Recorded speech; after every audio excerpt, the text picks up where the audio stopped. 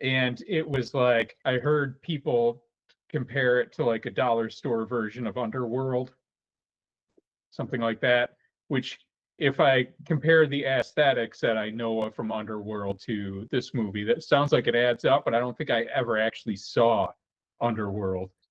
But in any case, it has a lady wearing latex running around, and she's supposed to be a hit person, and she's a vampire, and that's about as much as I know about it. There was a lot of fucking talking. There's a lot of fucking talking. And talking that you couldn't find yourself compelled to listen to. So at the end where you're wondering what's going on, you know it's probably your fault, but you're not sure because it's also a cheap ass film that was going nowhere. And you do suspect that maybe the plot just didn't add up to begin with. There was some real amusing scenes where they tried to use CGI and other things, and it looked like I kept comparing it to like a Cool Mint Flavor Blast Fresh Breath commercial where, they show like the booming flames a bit and then like a spinning logo or something and then the clear blue sky.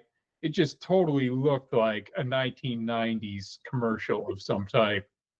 And where there should have been like upbeat music playing and shit like that. But this is supposed to go along with this vampire movie where even the vampire fangs weren't very good. Some people in the chat claim that they could see the fangs moving in her mouth, like dropping off her teeth. She opened her mouth. I'm not sure I caught that, but I wouldn't be surprised. So, like, these were big plastic ass looking fangs hanging out of the mouth. Didn't look convincing at all. And even when she was doing like her hit person routine where she's going and she's going to kill somebody, drowns a guy in his bathtub first off or something like that. She's passing by the two guards who are playing tennis. Instead of going like the long way around or something or staying concealed, she goes right by the fence and just crouches and freezes when a guy's looking directly the fuck towards her.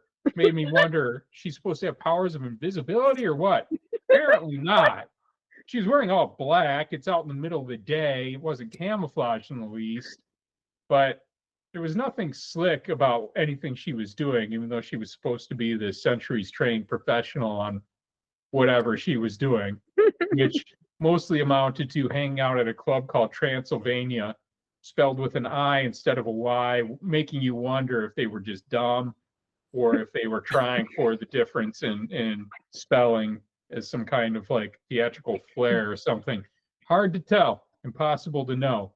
By the end, it was almost as stupid as it was all just a dream, but maybe even stupider because I don't even know what the fuck it was, except that she got to like the final guy she was going to kill or something, and it turned out that this was like a game between them, maybe a kink thing, and they were in love with one another, and it was like a big elaborate game they were playing because they're vampires, and I guess over the centuries they've gotten bored or whatever.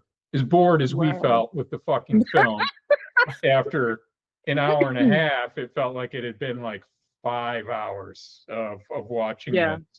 Let's all go to the lobby to get ourselves a treat.